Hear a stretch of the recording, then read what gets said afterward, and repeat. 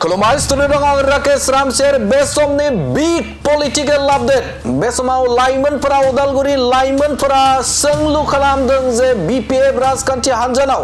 जे उदालगुरि विधानसभायाव जे रिहन दैमारियाल' सासेल' बिजाथि नामा जेराव बिथाङा गले गले बिथाङाल' बिजाथि जानो हादों एबा बिजाथि जानायनि जग्यताया बिथाङाल' दं नामा होननानै सोंलु खालामदों उदालगुरिनि जेन लाइमोनफोरा सोंलु खालामदों बिपिएफ राजखान्थि हान्जानाव एबा उदालगुरिनि रायजो राजाफोरा सोंलु खालामदों जे बे समाव जग्यताया एबा बिजाथि जानायनि जग्यताया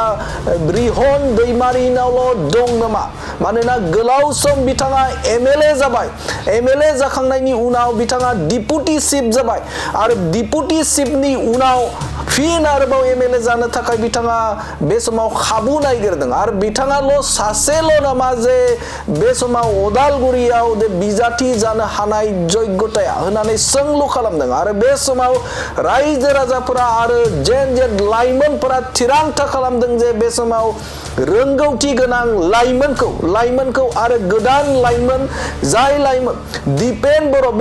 बर'खौ रायजो राजाफोरा बे समाव लोब ओंखारबोदों आरो यां जेनेरेशनफोरा बे समाव ओंखारबोदों होननानै बाथ्रा बुंथिदों बिथां लाइमोन दैदेनगिरि सन्जय नार्जारि बिथाङा आरो बिथाङा बाथ्रा फोरमायथिदों जे बे समाव गोलाव सम जे बिथाङा खामानि मावबाय एमएलए जाबाय बिथाङा मिनिस्टार जाबाय आरो बेनि अनगायै डिपुटि चिफ जाबाय नाथाय उदालगुरि ओनसोलनि थाखाय बिथाङा मा मावनो हाखो जे उदालगुरियाव गोनांथि दंमोन इउनिभार्सिटिनिफ्राय लानानै गोबां बिथिंजों लाइमोनफोरनि जौगाथायनि थाखाय जे सुबुं सम्पद दानायनि थाखाय माखासे माने हाबाफोर मावनांगौमोन नाथाय बिथाङा बैफोर हाबाफोरखौ मावाखै बिथाङा गावखौ जौगाथाय खालामनो थाखाय माखासे टेम्परारि बिथाङा हाबाफोरखौ मावदों होननानै बाथ्रा फोरमायथिदों लाइमोन दैदेनगिरि सन्जय नार्जारि बिथाङा आरो जायनि थाखायनो लाइमोनफोरा लोब ओंखारबोदों जे दिपेन बर'खौ मदद होनो थाखाय लाइमोन दैदेनगिरि दिपेन बर'खौ बे समाव जेन सुबुंफोर बा लाइमोनफोरा ओंखारबोदों होननानै बाथ्रा फोरमायथिदों आरो बिथाङा अजद खालामदों जे रिहन दैमारिखौ एमएलए आव देरहासार खालामनानै बे समाव बिनिनो फिसाज्लाखौ बाय इलेक्शनाव बिजाथि फसंनायनि थाखाय बिथांमोना जे नखरनि मोनसे राजखान्थि खालामनो थाखाय नाजादों होननानै अजद खालामनायखौ नुनो मोनदों आरो इउ पिपल राजखान्थि हानजाखौ जाय मदद होनो ओंखारबोदों बै ओंखारबोनाय सुबुंफोरनाव बिथांमोना थाङै हाबै 2 लाख रांखौ होगोन होननानै बे समाव रादाय होनायखौबो नुनो मोनदों गोबां रांखावरि होनायखौबो बे समाव नुनो मोनदों होननानै अजद खालामदों सन्जय नार्जारि बिथाङा जेन जेट होननाय सोदोबा बे ओरैनो मोनसे सोदोबल' नङा गोबां युथ्सफ्रानो दिनै मोनसे सोलायनायखौ हास्थायनानै दिपेन बर' सारजों हेफाजाब होनो होननानै ओंखारबोनाय मोनसे सोदोबनि दोहौ जेराव लाइमोनफ्रा थांनाय 17 बोसोर बिपिएमनो भट होबोनानै बिथांमोना भुगिदों बा गावसिनि गोरोन्थि जाबोदों बेखौ बुजिदों बेनिखायनो दिनैनि दिनाव लाइमोनफ्रा हानजा फैनानै दिनैसिम बा दासिमहालागैबो बा इयुनसिमहालागैबो दिपेन बर' सारजों स्टेन्ड जाफानो होननानै ओंखारबोनाय मोनसे बे दोहौ दिनै गोबां हाजार युथफोरा गावसिनो गाव लिङा लाबानो जों लिंलायलायनो दरखार जायाखै गावसोरनो ओंखारबोदों रिहन दैमारिया 20 बोसोर एमएलए जाबोबाय बिनि गेजेराव बिथाङा खननै मिनिस्टारबो जाबाय नाथाय बेबायदि मोनसे सुबुं फंखा बा सुबुं सम्पद हिउमेन रिसर्स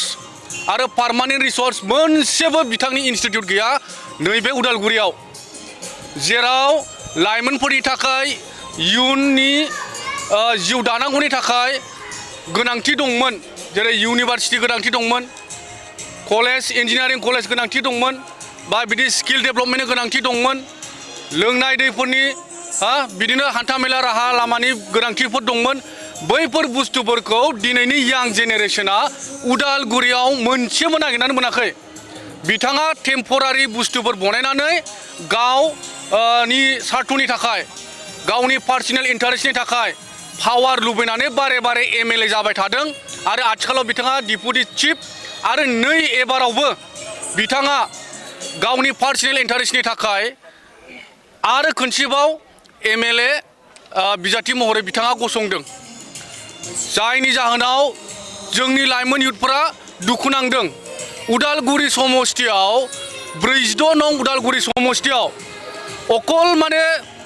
रिहन दैमारियाल' सासे बिजाथि जानो हायो नामा बा बिथांनावल' सासे लिडारशिप क्वालिटि दं नामा जोंनाव दिपेन बर' सार बायदि मोजां मोजां लिडारफोर दङ बै लिडारफोरखौ दिनै बासिनो थाखायनो दिनैनि यां जेनेरेसना ओंखारबोदों आसा मोनसे खोथाया चर्चा जाबाय थादों जे दिपेन बर'नि सायाव नैबे ओनसोलनिनो जे एमबिए पास सानसुमा रामसियारि बिथाङा गोबां बाथ्रा बुंगासिनो दङ सासे लाइमोन हिसाबै बिनि सायाव नङा बिथांनि बाथ्राफोरखौ जों बारा सावरायाबाबो जायो बिथाङा माने सासे ओरैनो सायाव बुंबायग्रा बिरबायग्रा सासे मानसि दिनैनि दिनाव लाइमोनफोरखौ बिथाङा कनफिउज खालामनो नागिरदों दिपेन बर' सार बायदि जाय मानसिया 25 बोसोर बर' हारिनि थाखाय गावनि लाइफखौ साक्रिफाइस खालामबोबाय बैबायदि मानसिखौ बिथाङा सनमान होनो रोङा जाय मानसिया गावनि साखरिखौ गारनानै गावनि न'खरखौ गारनानै बिथाङा हारिनि थाखाय बावसोमबोबाय गावनि जिउखौ आरो दिनैनि दिनाव फर द ग्रेटार इन्टारेस्ट अफ द पाब्लिक बिथाङा सासे उदालगुरिनि सासे बिजाथि बिथाङा दिपेन बर' सार बायदिखौ रेसपेक्ट होनानै बिथांजों दिनैनि दिनाव थाफानानै बिथांखौ हेफाजाब होनायनिसो गोनांथि दङमोन नाथाय गावनि पार्सनेल इन्टारेस्टनि थाखाय बिथाङा दिनै दिपेन बर' सारखौ आला गला माने गोदाव सोराव बानसावलाबायगासिनो बेयाव बे समाव आं खावलायदों नोंथांमोनखौ दा नोंथांमोना बिथांनि रावाव कनफिउज जानाङा गोनो गोथो जानाङा दिपेन बर' सारा इयुथनि थाखाय दिनै गसंदों आरो इयुथफोरनि थाखाय भबिष्यतखौ साननानै बिथाङा दिनै ओंखारबोदों आरो नाय बिथाङा खोथा होबाय थादों जों खोथा होदों दा दिपेन बर' सारा देरहालांखांनायनि उनाव मेक्सिमाम खामानिखौ जोङो इयुथफोरनि थाखाय मावगोन आरो जोङो उदालगुरि हिसाबै जोङो माने हिउमेन रिसर्स मोनसे क्रिएट खालामगोन आरो इयुथफोरनि थाखाय भबिष्यतनि थाखाय जोङो पार्मानेन्ट इन्सटिटिउसनफोर जाय जोंनि फंबाय बिनानावफ्रा बेयाव फरायनानै गावबागाव केरियारखौ दानो हागोन नैबे थांखिखौ लानानै जों दिनैनि दिनाव दिपेन बर' सारजों हेफाजाब होदों रिहन दैमारिनि जि फिसाला बिथाङा दिनै स्टार केम्पेइनार महर लानानै इयुथफोरनि थाखाय खामानि मावनानै बिथाङा जितु बिफाया देरहाखांनायनि उनाव बिथाङा सासे एमसिएलए जानानै इयुथ जौगानायनि थाखाय खामानि मावगोन नाय बिथांनि फिसालाखौनि नामखौ आं मोजां मोनथिया दै आं नुबाय थादों आरो खोनादोंबो जे बिथाङा बिफानि जानानै बिराद केम्पेनिं खालामगासिनो दं होननानै बुंदों ना सोरनोबा माने जायफ्रा UPPLआव फैदों मोजां मोननानै फैदों बैफोरबायदि इयुथ बिथांमोनखौ न'आव थांनानै बुरखायनानै थाखा फैसा हैनानै बुरखायदों बा 2 लाख चेकखौ स्किमखौ नोंथांमोननो होगोन होननानै बिथाङा थगायदों दै आरो बियो अनलि गावनि पार्सनेल इन्टारेस्टनि थाखायल' बिथांनि मतलबा जाबाय बिफाखौ एमएलएआव देरहाहोखांनानै बाय इलेक्शनाव गाव बिजाथि महरै गसंनो नागिरनाय बेयाव जेबो माने मा होनगोन जोंनि इयुथफोरनि थाखाय जेबो बिथांनाव मोजां रहस्य साननाय गैया दै आरो बिथाङा गावनि पार्सनेल इन्टारेस्टनि थाखाय गाव एमसिएलए जानो थाखायसो बे खामानिखौ मावगासिनो दं दिनैनि दिनाव बेखायनो आङो यां जेनेरेसन दानि फंबाय बिनानावमोनखौ खावलायदों बिथांनि गोदै गोदै रावाव बिथांनि बुरखायनायाव नोंथांमोना गोजावनाङा जुदि नोंथांमोना गोजावबाथाय नोंथांमोननि फिउचारा माने डार्कबो जानो हागौ आरो बेनिखायनो दिनैनि दिनाव नोंथांमोना दिपेन बर' सारखौ जगदानो गोबां हाजार लाइमोनफ्रा जगदान होनो बिथांजों फैदों बे समाव नोंथांमोनखौ गुरै खावलायदों जे बिथांनि बुंनाय बाथ्राफ्राव नोंथांमोना गोजावनाङा